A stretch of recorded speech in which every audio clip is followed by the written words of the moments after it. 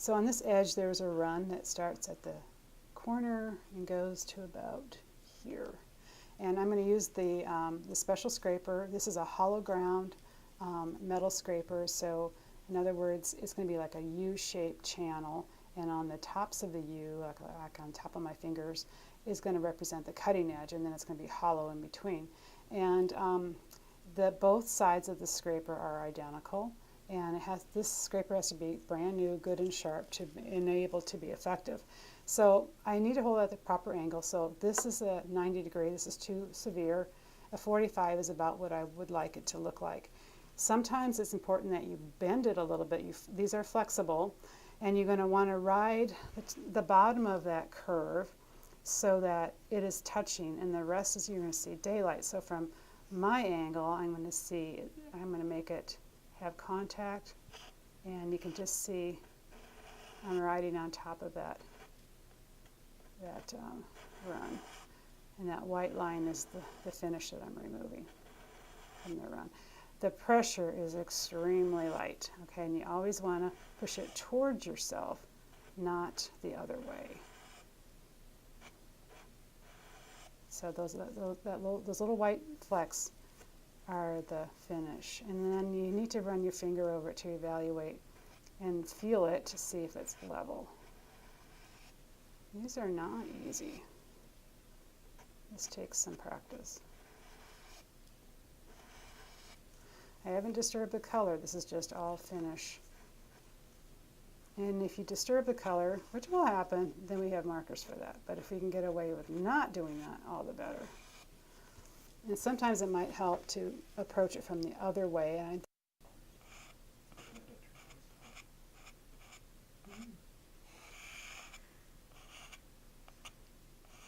so you just, another thing I want to talk about, when I'm using this scraper, I always have it in motion before I touch down. So I don't have it still and then move it, I have it in motion. So it's sort of like a touch and go landing, like with an aircraft. It's in motion before I touch down. And that'll prevent it from kind of giving you a chop mark or a chatter mark. And right here, I'm just focusing because there's more lacquer here. And where it's dull is where I've made contact, and it's starting to level. And where it's shiny, which is right here on my fingertip, the shiny spot is telling me that I'm not making contact, and there's still a bigger build, which kind of makes sense because it probably hit here and then it ran down, and there's more here than towards the end. So I'm going to have to kind of like dig at this a little bit, but I'm not, when I say dig, I mean you're just going to have to scoop it. So I have it in motion, and you have to get a little more aggressive in this one area. Time consuming, but this is way faster than having to send the thing all the way through the line. Let's try to, you can see where I got a little notch there because I stopped, and that's what I don't want you to do.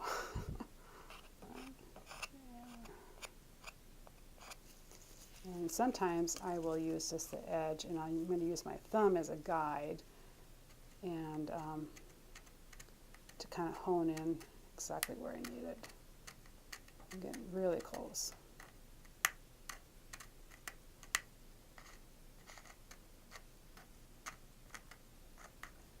I want to be careful to keep it level so you don't affect the profile.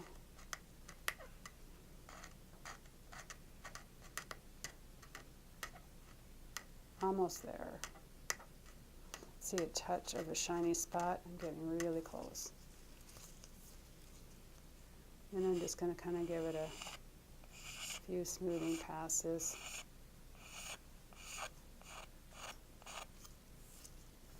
I'm using my hand to kind of feel, make sure it's level. One little bit right here.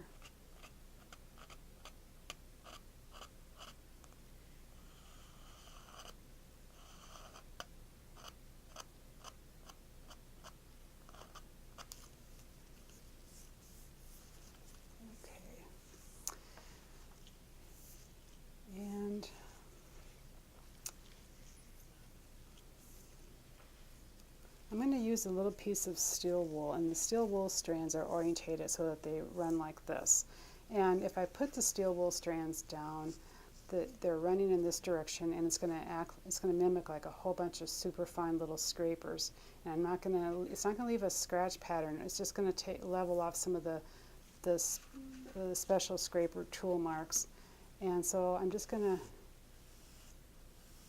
soften that edge of where the finish was scraped and where it wasn't. And that way it gives it a little nicer transition line without leaving a scratch pattern.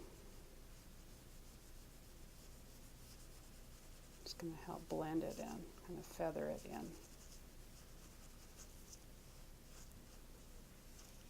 Okay. And it's a really good idea to wipe down or blow off or remove any of the steel wool fibers at this point.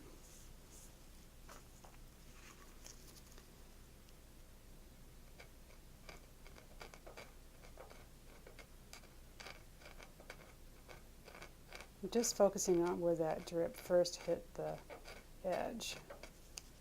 Just needs a little more cleanup.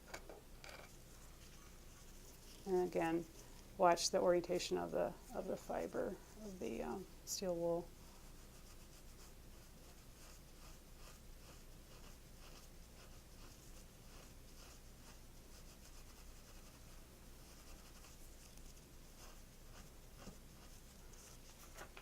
Wipe off the fibers once again.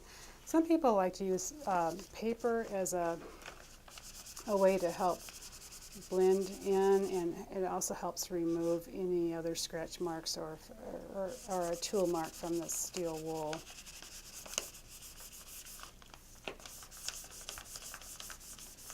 Well, I'm liking how that's working. This needs just a little more work. So let me go ahead and address that.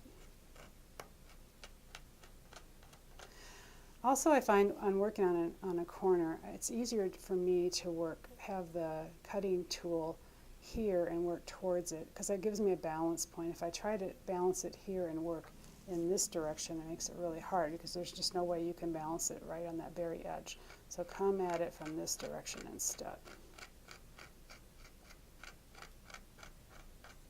You want to be really careful to have your thumb as a guide so you don't end up scooping it and making it worse. If you happen to get carried away and you scoop it out, then you could turn it into a hard wax repair. But I don't want to have to repair if I can manage that. Okay, so after you use this special scraper and you've applied the steel wool and you've evaluated, and if it's looking good and you have a little bit of missing color, I find that using colored pencils in an application like this is a little more user-friendly than the marker. The markers have a lot of grab or a lot of bite, and oftentimes they'll get too dark. So something really a subtle color replacement. You've already burnished the finish by removing it some with a scraper. You've given it enough tooth or enough anchor for the colored pencils to be effective. Colored pencils out here are not effective because it's very slippery and it hasn't been altered, but here we altered it by using the scraper. And just like the hard wax in the previous videos, I always start with a lighter color first. So see, I picked kind of an orangey undertone because that is my lightest color. If I went immediately for the darker tone, it would look like a patch, and I don't want that. So now I selected my next darkest color, and I'm just going to blend it in and add a little more detail over my original color. See, I'm kind of like greening it in, and it's starting to like blend in quite nicely. Okay. Part of this is learning when to stop, because you can overdo it really easily. Okay. Now I need to protect this with this special repair lacquer, and this happens to be one of your higher sheen finishes that you work with, so therefore I'm going to protect my colored pencil repair, restore the original finish by using the Silk Gloss 35-40 degree sheen. And I'm going to shake the can just like I showed you before. You want to spin it first, get the solids off the bottom of the can. I like to spray out a little bit first, and then again I'm going to spray off the panel first, spray 12 inches at a rate where I'm putting a dust coat. So it's going to look like this. And that should do it.